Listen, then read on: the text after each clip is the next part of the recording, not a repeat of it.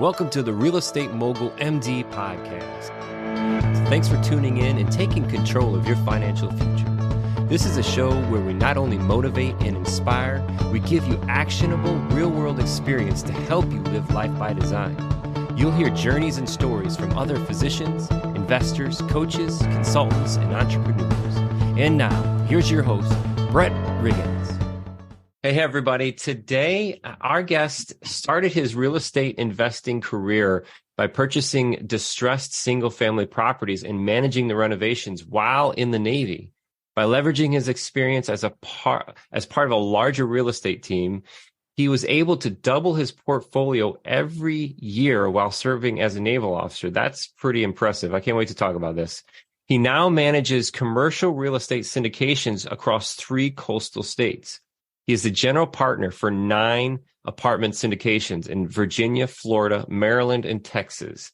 Overall, his portfolio consists of 100 million assets under management with over 10 million in renovations. Today, I am very excited to start the conversation off with Fairwinds Capital Investments, Director of Commercial Real Estate, Mr. Corey Chonsky. Welcome to the show today, man. Thanks for having me on, Brett. Man, that's pretty impressive, and in so many places to start. First of all, in the Navy, and when I express my gratitude, Corey, I want you to know it's absolutely sincere. Thank you for your service. There's just so much that me and my family, all the listeners, are able to do for the dedication that you have given this country. Well, thank you. I appreciate it. Yeah, it's absolutely amazing. And we were just watching a documentary here recently. It was about, I think it was actually National Guard when they were deployed. I think it was National Guard of the Reserve, how they were deployed and were actually doing combat. And it was just crazy. So in a glimpse as a normal person, civilian here, to see a glimpse into the life of what so many people have given, whether you were directly associated or in combat or not, it's just it gives you a feeling of what really people give so that we can do this, sit here and talk about real estate. It's just mind blowing, you know? Yeah. And, it's something that, I retired in 2021, but just, I still sit back occasionally and realize that it didn't just stop because I left. There's still people out there deploying on ships. I say that because I was in the Navy, but obviously other branches deploy. But yeah, it's just like, man, that those tough days that I was doing, there's someone right now that is dealing with that. And it just kind of doesn't bring a tear to my eye so much, but basically it brings back a lot of complicated feelings. Yeah. Yeah. And, and that starting your journey. So again, I want to start our conversation off with the gratitude and also express the gratitude. I know a lot of our listeners have also served. So thank you to everybody out there listening today, for you and your family, the dedication that you guys have given as well as Corey, to protect us and give us the freedoms and the ability to live in this great land. So thank you very much. So back to this thing, starting in the Navy, and it looks like in 98, right? So was that kind of like fresh out of high school you went into the Navy?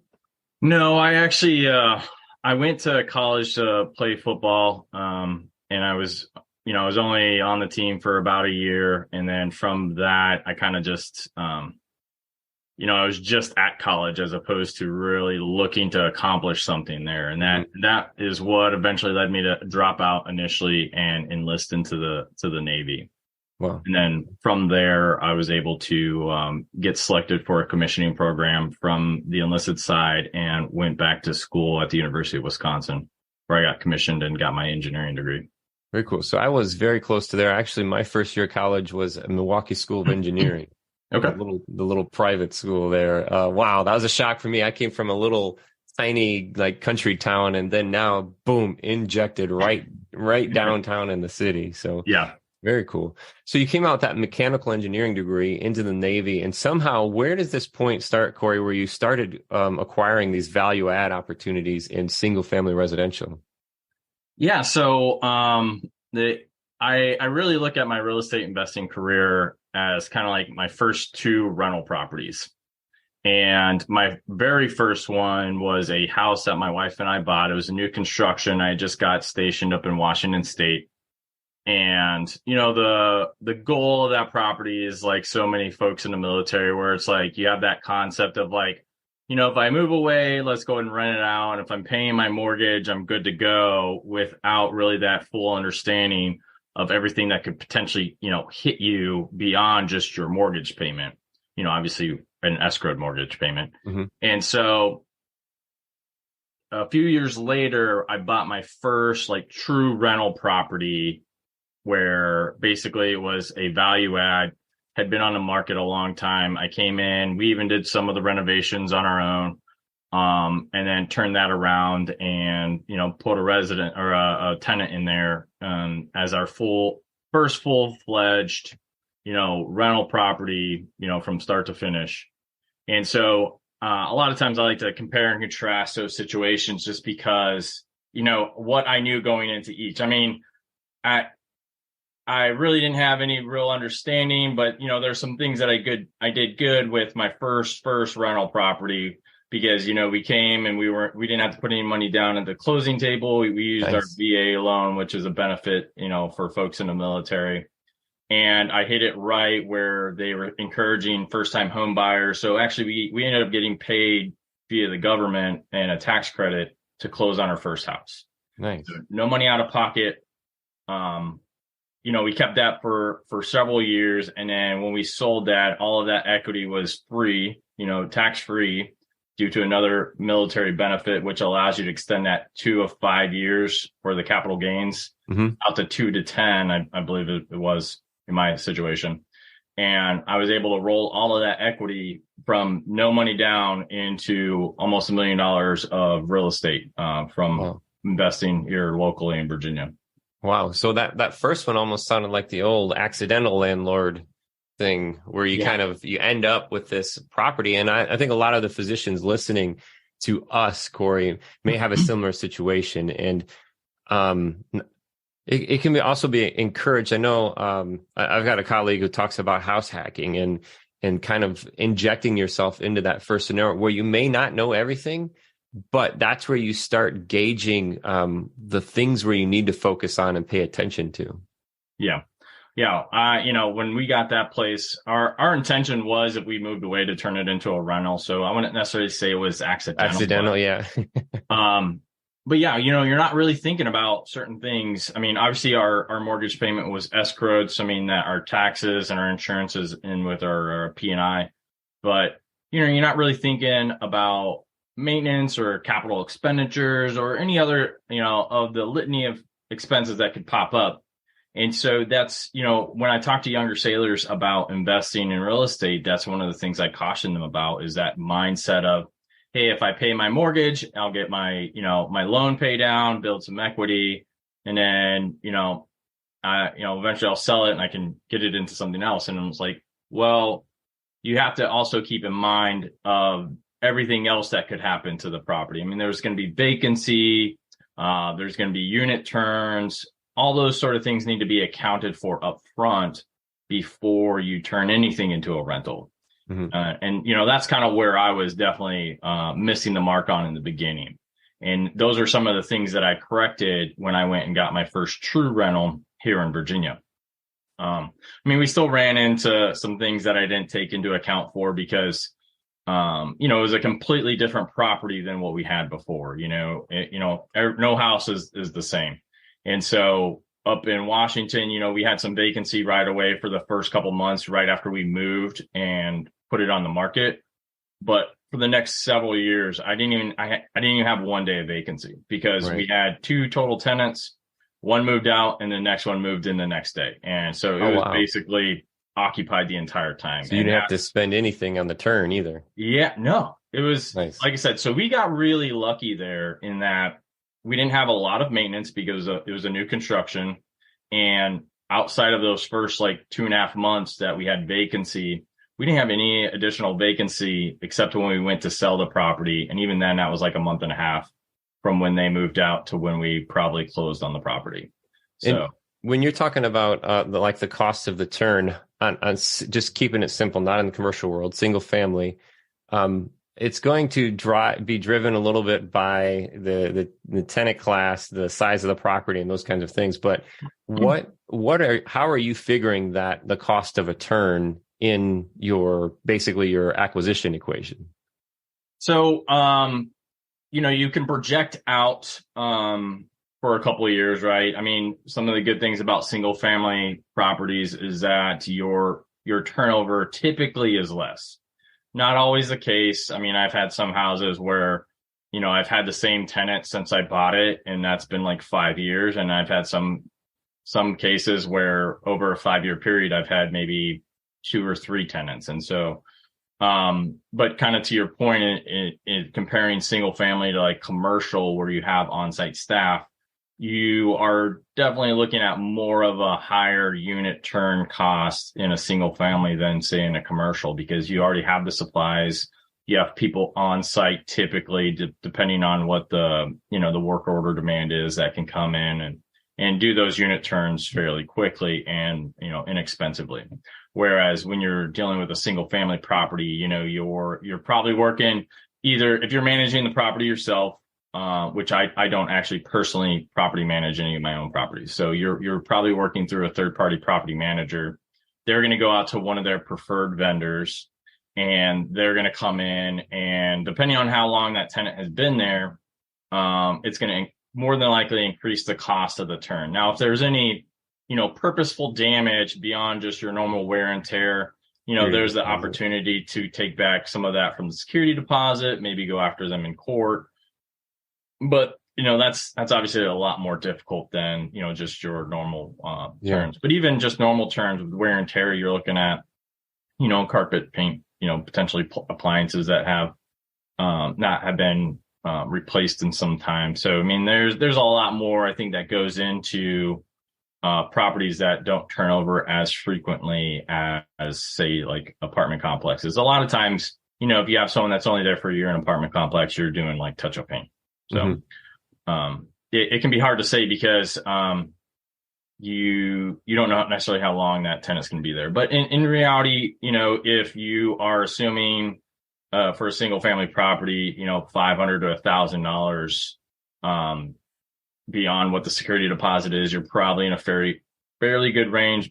Sometimes that's obviously I've exceeded that. Sometimes I come under it. So just take that into account that you may have to go above the security deposit that you collect at that property. And if there's some concerns about some background when you do your credit checks on your residents, that can lead to maybe double security deposits.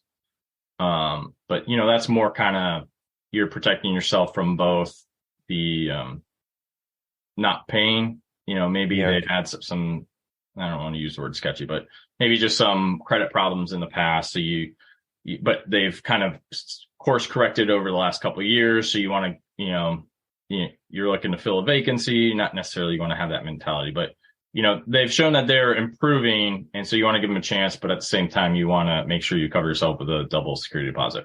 Yeah. Yeah. And so we'll do in the reserves or holdback, kind of figuring a percentage, like I do a 5% of the rent to kind of keep something in there. And I kind of take that out of the equation and set it off when we're figuring our returns. So I've got my minimum returns that I'm calculating for, and I'm not including the reserves or the holdback. So that 5% of the rent really puts you in a decent pocket, it feels like. It can, yeah, if you don't necessarily take account for it. So like I said, it can vary a little bit from property to property, but at the same time, as you kind of build that portfolio, like, I have about 60 units just in my personal portfolio, which is typically single family and small residential multifamily. Then you can also start looking at that portfolio as an aggregate where, okay, maybe I don't necessarily need to have, several $1,000s in reserve per each property, because more than likely my entire portfolio isn't going to all empty in the same month. Right. So that's kind of started the process where, I look at it as like, hey, if I have 50 grand in my operating account for one of my specific entities, because I break those properties up into more than just one entity, then that helps me make sure that I'm covered across that entire portfolio. And so obviously I'm not asking this for legal counsel or legal advice, just in your experience, when you say you've broken them up into several entities, do you have like a go-to feeling for yourself on, is it, I've heard million per entity in asset value and then break them, or what's your experience with that? Oh man, you know how many times I've heard this discussion. It's so on obviously bigger commercial properties, it's one entity per property. And some people like to take that into account, even with smaller properties, and they'll go as far as to put a single property into its own LLC. And it's the thought of doing that and tax time just sounds awful. Bank accounts, yes, yeah, it's chaotic. If you want to do that work, go ahead. Some people do recommend that. So I in total have about 3 entities, which I spread my properties across. And really you can counteract that with like umbrella insurance. So there's a multitude of different ways to crack that nut. And really it's not even necessarily even across each of the entities. Some have more, some have less.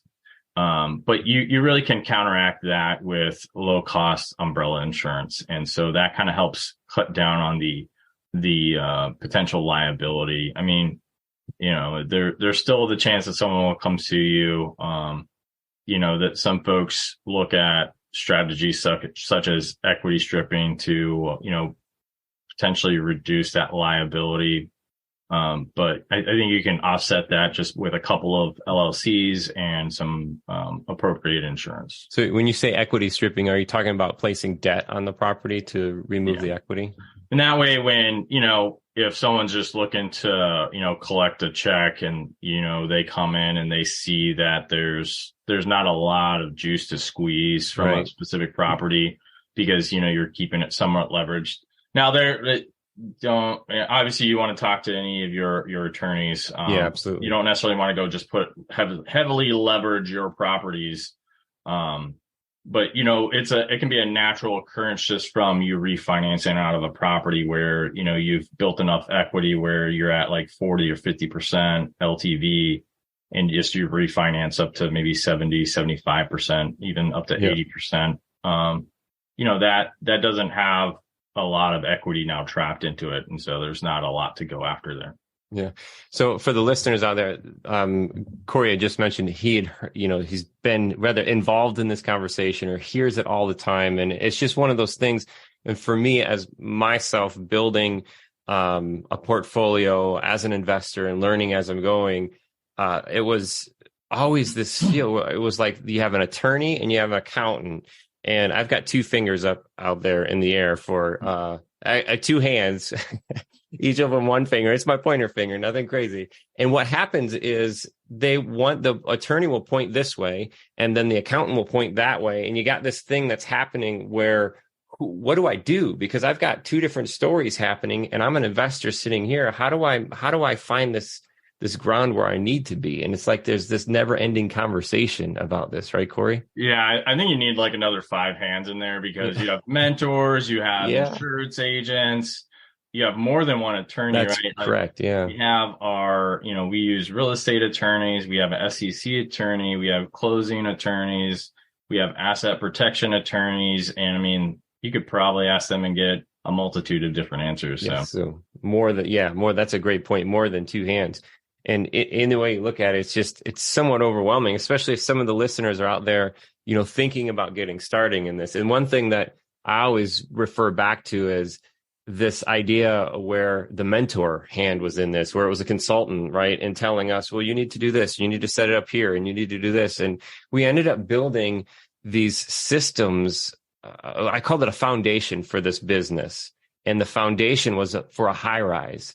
And when I looked back, 2 or 3, 4 years later, after struggling through all of these hoops and so much admin time and it was horrendous. And I was paying so much to the accountants to do taxes.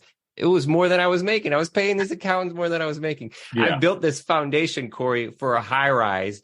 And I had 100-year-old beach cottage sitting on this foundation. That's what it felt like. It was like, there's overkill in this. You'd mentioned the umbrella insurance. I think that's a great point to kind of carry or disperse that out. And maybe if you do have any references after this, I could catch up with you, or if you could say any references for insurance companies now for the umbrella piece. Do you have any experience or anything to refer to talking about the umbrella coverage, or who could provide that? Yeah, I mean, I think most insurance brokers are probably in a position where they could connect you with umbrella insurance. And I mean, honestly, some lenders at certain points, depending on the size of the property, is going to require that there's umbrella insurance associated with that property, which is basically one entity. Right. So, yeah, I mean, you get connected to an insurance broker, and they can place umbrella insurance associated with that specific entity across your portfolio. Very interesting. And then in the hands comment, you had mentioned a couple of attorneys or pieces like the SEC piece, which kind of leads us into the syndication idea of the investments that you're in now. So what was that journey or that transfer? How did you go from single family into syndications, into apartments? Yeah, so I started with, single family, and even in my own personal portfolio, I started to transition to residential multifamily, your duplexes to your quads.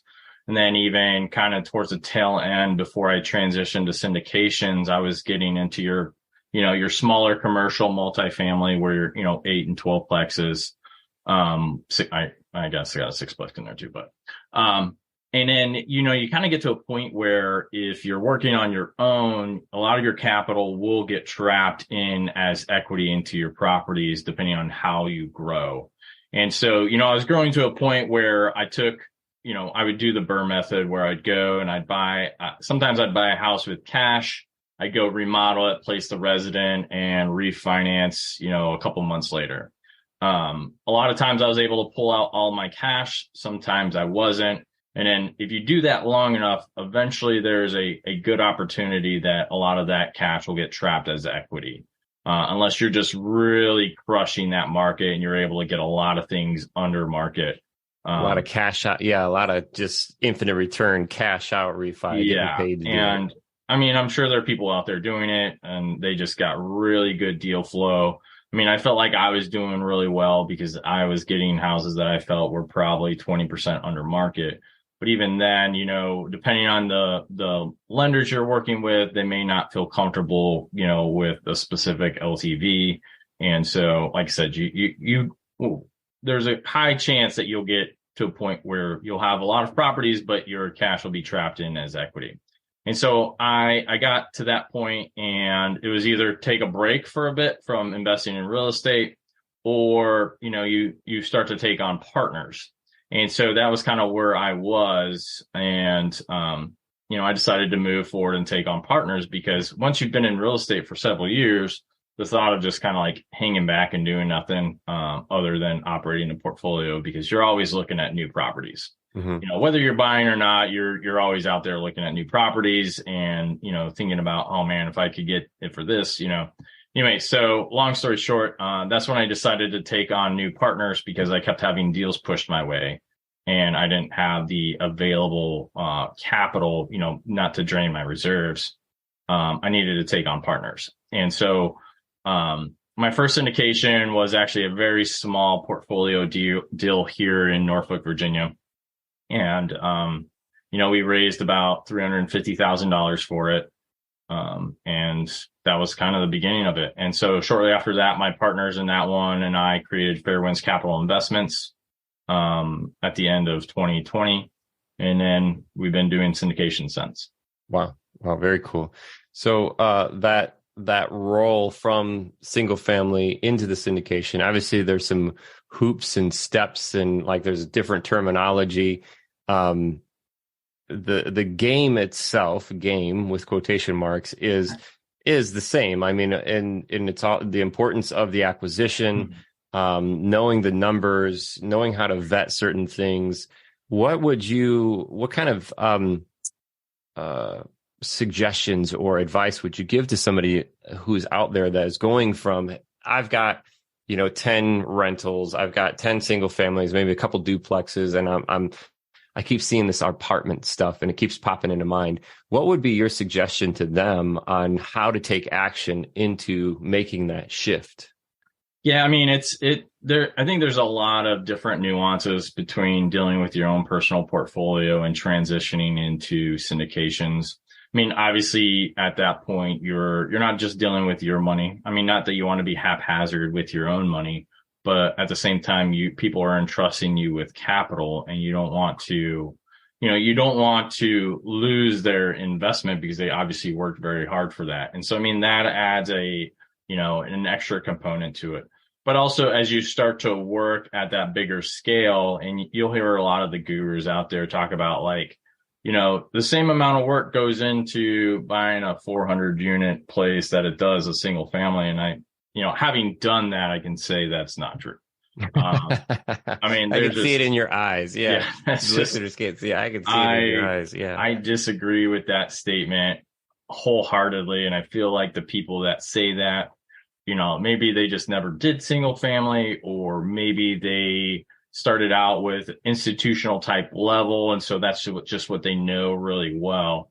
But I mean, just in terms of the folks that you're dealing with, it's definitely a different level, in my opinion. Now, granted, maybe some of the upfront work from the loan perspective is somewhat the same, because there is a lot of discussion in regards to, from the lender's perspective, they're going to put in the same amount of work for $1 million loan as they would for a $50 million loan. Right. And I don't know if people are misconstruing that, but I can tell you, even just from the inspection requirements on an apartment complex compared to what you're going to do as single family is just way different.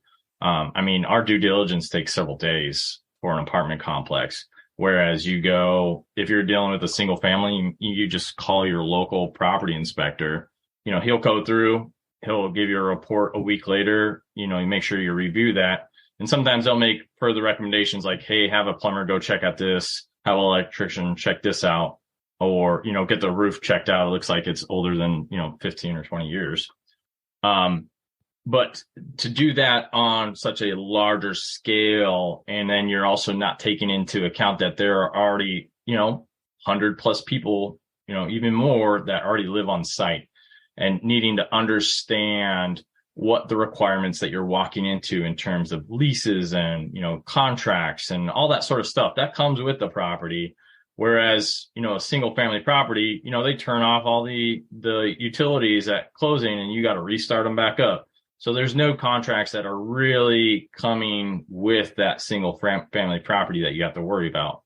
So there's definitely a ton more legal work, a ton more due diligence associated with the, on the commercial side. And so when I hear people say that, it's just makes me like, it's not the same at all. Yeah. Like it's a different level.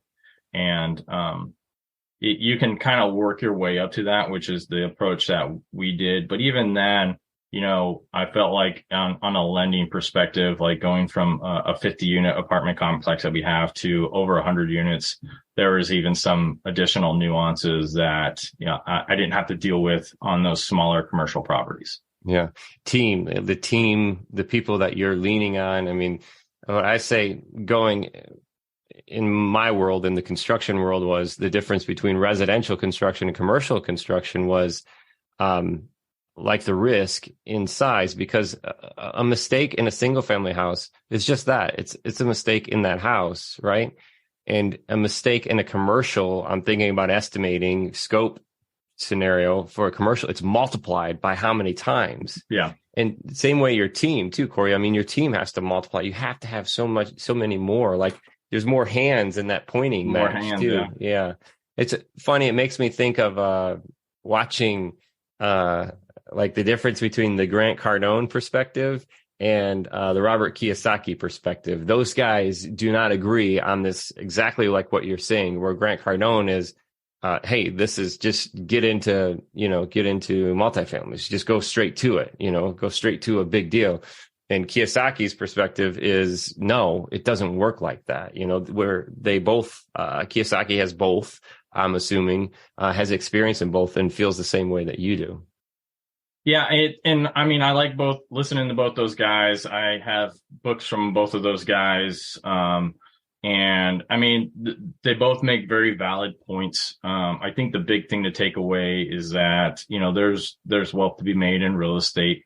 I think you do have to be careful with it, and you can get overwhelmed if you're not prepared for what the next step is. Yep. And a lot of those folks, they're making money based off of courses, and I mean, they have a lot of experience, so I think it makes sense that they're producing courses, but they have a very fine-tuned message in order to push those courses that I think can, lead to very, grand messages of, I think one from Grant was recently, if you're not making over $400,000 a year, you should be ashamed. And it's just like, I think that's more kind of for marketing, but to the same point, like if people go in with the concept of, I'm just going to skip everything, I'm going to go and I'm going to go buy a 200 unit apartment complex.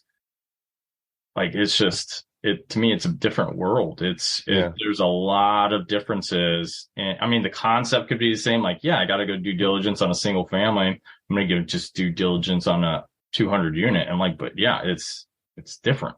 Like, so I'm just thinking of like the reality of this happening and understanding the work that goes into something like this.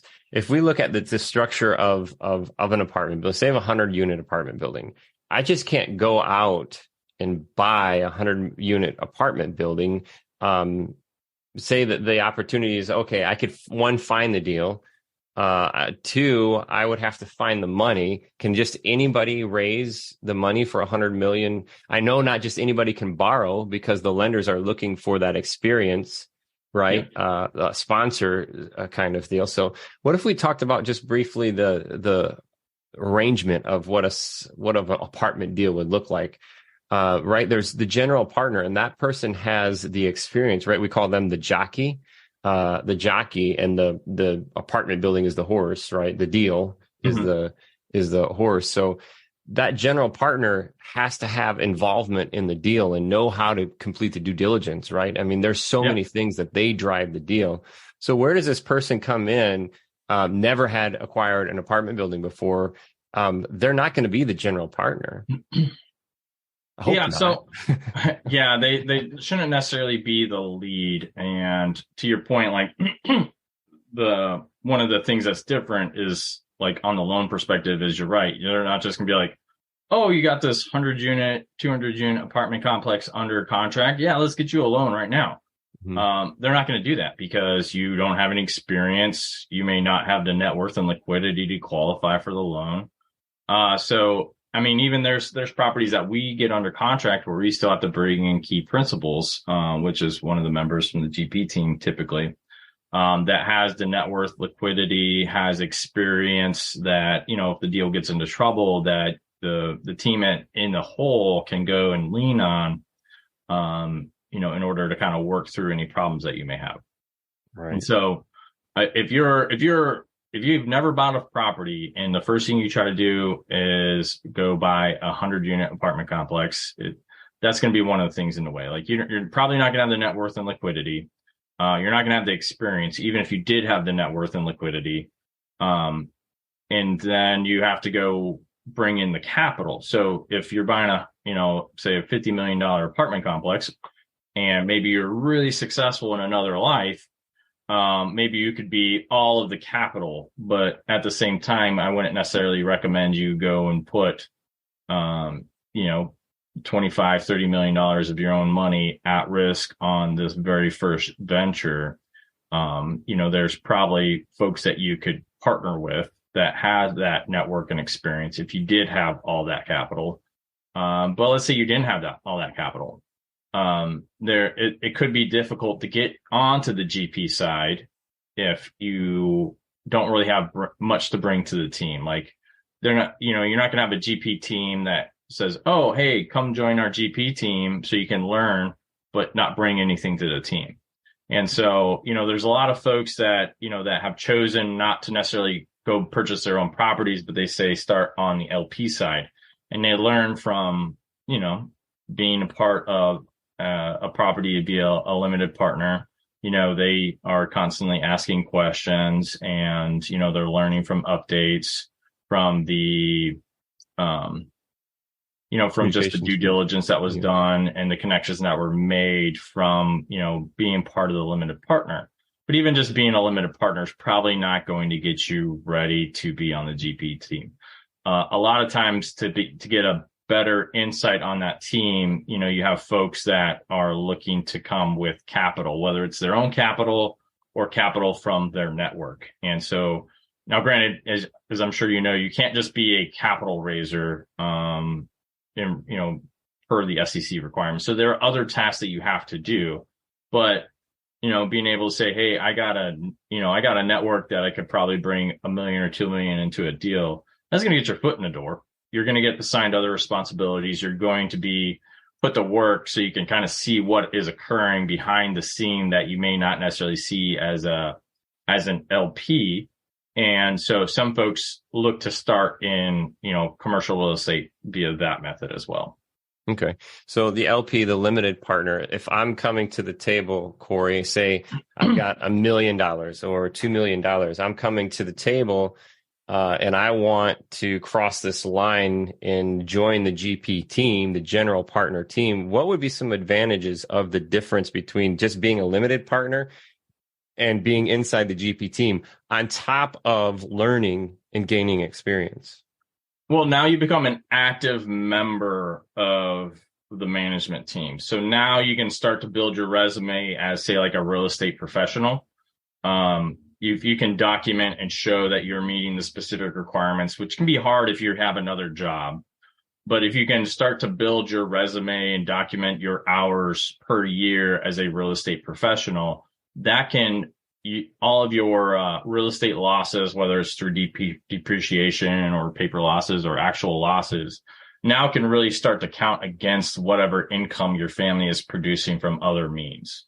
And so a real estate professional is one of the most valuable things that you can get in the real estate industry. There's a couple different ways that you can go about doing that, but you have to be an active manager in order to really qualify for that. Material involvement. Yeah. True involvement. As an LP, you should not be using that as a claim to be a real estate professional. Interesting. So big thing there. And I'm not a CPA. I believe that you're not a CPA. I am not, too. No. I believe that real estate professional time is 750 hours, which is a lot of hours, right? Yeah. I think that's where it's at. And there are ways of breaking it down. In the short-term world, there is a piece of that code that's currently there. I believe it reduces all the way down to 100 hours of material involvement on a short term.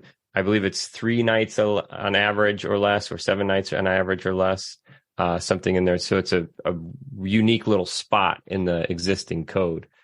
Yeah, I'm not as familiar with it from a short term perspective. There's another material involvement line in there that I can't remember off the top of my head.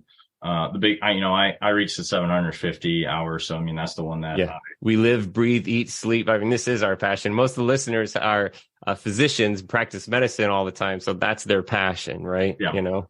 So very interesting. So the general partner, the key principle sometimes come in on a general partnership, bringing that net worth or liquidity, because there's your net worth has to be a certain percentage versus the loan value, I believe. Right? Yeah. So, typically, I think it needs to match the loan. This may vary from lender to lender. Right. Looking liquidity, I believe, for around 10% of what the loan is. Yep. So that key principle can be added to the general partner team in order to make that team look more attractive. The limited partner stays on the outside, basically, on a pure passive scenario. What is it, just quickly, I know I love getting asked this question. I mean, how do I vet a GP, a general partner? If I'm a limited partner coming in, a lot of our listeners are going to have the want to get into real estate. Maybe they don't have the time to be active in certain things. Maybe this is a good spot to become this little limited partner. So how does a limited partner pick out, say, hey, Corey's the man, he's the GP that I'm looking for? Yeah, I think initially you should probably look at the GP team before you look at the deal. So, a lot of times, and I'm sure we've taken in limited partners based off the deal we're presenting, but I think even in reality, you should be comfortable with the general partnership team prior to looking at any of their deals. And so there's a multitude of ways you can do that. Obviously, you want to like interview them, jump on the call, and just kind of discuss what they are looking to invest in, and make sure they have a defined criteria in terms of what they are looking to invest in. Keep in mind that may shift, right? We're now shifting our buy criteria just based off of changes in the market. I mean, so even if their criteria is adjusting from what it was, say, last year to this year, just being able to articulate that in terms of what they're looking at markets, how they're maybe adjusting their strategies would be kind of an important key in terms of what they're doing. You want to make sure that they have a track record. So, obviously a presence on the internet can be a good thing because, not having any social media presence, maybe not having a website, those are minor details, but an actual presence that can show that the company's been in existence for a period of time, it would be a good way to probably vet. Because if you're meeting a GP team that doesn't have any sort of presence, doesn't have a website, they may not necessarily have a background. It could be the first syndication. Now, granted, everyone starts somewhere, right? We started on the syndication, and people that I knew trusted me in terms of putting their money in a safe investment. But if you're just starting out and there's just like, this is their first deal and it's not someone you're, super comfortable with, like, let them practice with someone else's money, Yeah. Yeah, absolutely. But yeah, I mean, big thing is, and I would interview them first, try to get some recommendations from some of their investors. None of these things are foolproof plans, right? Because you don't know if you're talking to their, cousin who promised to do them a solid. But I mean, having that track record, which usually is projected on their website, is a good thing. And then you can ask them about those deals. There is probably some internet searching that you can do to kind of validate what they're putting out on their website. And then ask them about their underwriting. So, I mean, this can be difficult for limited partners because they may not necessarily really understand underwriting and all the things that can go into it, as well as some of the fine tuning that can be done to make a deal look better than maybe it would be otherwise. So those can be all pretty difficult. I know there's a couple books out there, I think, that talks about being limited partners and some of the things that you can ask. But really it'd be, discussing what their criteria is, validating what they've done previously, getting some recommendations. And then I think from that, you'd maybe want to go into the deals and then really kind of get an understanding of the deal that they're doing. Is it similar to their previous deals, or is this a unique deal that they're doing that they've never done before? So you may like the GP team, but if they're kind of like, jumping out on a new, unique opportunity that they've never done before, that may not necessarily be the best opportunity to invest with them. Yeah. Yeah. That's great advice, man. And the book's definitely helpful. I like how we're going to confirm, we're going to check, and then verify, similar to what we do in due diligence. I'm going to look at the number, but then I need to confirm the number, confirm that. I really like how you said that, make sure the deal aligns with their strategy, right? Their plan, their goal. Mm-hmm. You mentioned that your investment criteria is shifting a little bit with the way the market is. What if we just wrapped up today's discussion on, tell me a little bit what that looks like what's changing, and then what in the market is driving that change? What's the market look like now? Yeah. So, I mean, we have a couple properties in Houston. We like the Houston market, but there's definitely a shift in that market recently. And some of that is related to just the market in general, right? You have your changes in interest rates, which impact property, but specifically in Houston, a lot of people are getting just crushed with insurance. And so you saw in a lot of properties, and one of our properties and actually as well, you saw insurance premiums like double from last year to this year. So one of our properties came due in December of 2022, and we saw a 15% increase, which we knew that there were some changes in the insurance market, and it was like, we're going to have to eat a 15% increase on our insurance. It went from like 89 to 105,000 per year. And then, so we're like, okay, we knew insurance increases were coming. And then we had another property insurance premium come due in the spring of 2023. And like I said, that insurance premium doubled. So it was a significant impact on our cash flow at that property. It definitely is going to impact us through the rest of the year. And so as we talk to insurance companies, and we refer to this like as the FU zone in insurance, because it's like Houston, Florida, up the coast, like a lot of these different areas, because of the hurricanes last year that caused so much damage in Florida, are now seeing significant increases in their insurance premiums. And what made matters worse in Houston is you had some major insurance companies kind of pull out of the market. And then you had other insurance companies that said, hey, we're not going to look to write policies on properties that are older than, say, 1990, I think was one of the properties we got.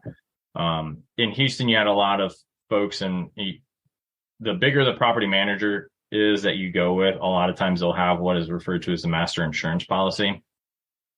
And so even some of those folks where you save on your insurance premium because now you're lumped together with all the properties that are managed by that one, even they couldn't write policies for the master insurance policies for properties that they were taking on at a certain point. And so now the demand is still there, right? Because you have a ton of properties there, but the supply for insurance policies like really shrunk. And so then that increased the price across the board for a lot of places in Houston. You're seeing the same thing in Florida. I think, I remember talking to one operator. I think he said his premium almost tripled. Oh my goodness. It was almost like $3,500 per unit. And so now you're seeing a lot of folks that are, they're getting dinged from a lot of different sides. You have your interest rates that have climbed from, if they have bridge debt and it's not a fixed interest rate. You have some local governments or state governments who are trying to take advantage of the boom in the real estate, and they're increasing assessments on a lot of different properties. And then now you got insurance that are impacting a lot of people. And so, that's a pretty big trifecta that can really shrink your available cash on a monthly basis, depending on where your property is located. So what we're doing is we're kind of looking to get away from the coast a little bit.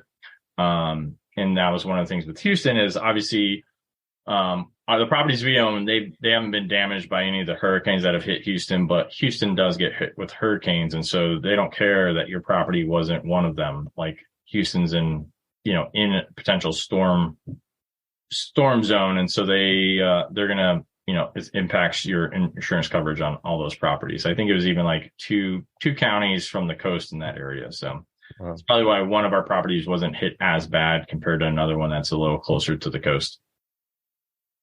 Interesting. Insurance. And just kind of on the backside, seeing what I'm hearing or what I've been told as lack of liquidity in the market is why, interest rates are continuing to rise. Some almost similar to this, to the insurance thing too. It's like there's so much stuff going on that affects people. But adjusting this stuff, obviously, it's just like single family and in apartment syndications and everything. It's all about the acquisition. And if you make the acquisition right, then you are more likely to roll with the waves of the market for sure. Yeah, and it's one of those things. The closer you are to your underwriting predictions, more than likely will leave room to kind of be able to buffer that stuff out. So even if you start to get deviate from that a little bit, let's say some of your other expenses are higher than anticipated, And now when you get hit with, a 200-point basis increase that is only capped by your rate cap, that's going to be a lot of money. And then all of a sudden are dealing with insurance premiums that are, more. I mean, now you start to take what cash you predicted you have, and now you're breaking even at a different point than you anticipated. Yep. Absolutely. So, Corey, here we are at the end of this realm. We've talked a little bit about your journey from the Navy and the single family, some long-term rentals, and then journey into apartment syndications. Is there a platform where the listeners can reach out to you and maybe discuss with you a little more, maybe even about Fairwind's capital investment, or maybe even about their own journey from single family into apartment syndications? Yeah, I'm available on most social media platforms. You can reach me on, LinkedIn, Facebook, Twitter. You can even get connected to the Fairwinds team through our website, which is fwciinvestments.com. So we get, we've put a lot of money into our website. So there's a lot there in terms of our background about each of the members. You can reach out to us there. You can also connect to our investor portal there. Otherwise, you can also reach me at Corey, Corey, at fwcinvestments.com. That's my email address. Otherwise, like I said, you can message me on a multitude of different social media apps as well. Very cool. And probably just searching that Corey Chonsky on the social media apps. fwcinvestments.com is where you can reach us. And everybody out there today, you can reach the show, ask any additional questions for Corey, or any topics or questions that you have around apartment syndications, vetting GPs, what's an LP, what's a KP, any of these questions that you have, or topics that you want us to talk about, guests that you would like to hear from, you can reach us at info@physicianwealthsystems.com. And if you could do me a favor today and jump over on the site that you're listening to the show, whether it's Spotify, or Google, Apple, Audible, any of these platforms, if you could leave us a review, that would be absolutely amazing. It helps us pop up on these searches and spend more time with a wonderful guest like Corey Chonsky. Man, what a conversation. You and I could go on for hours and hours about this, I'm sure. So, yeah. Hey, I just really appreciate your time, Corey. And thank you for everybody out there listening today. Stay safe, be safe, and we'll catch you on the turn.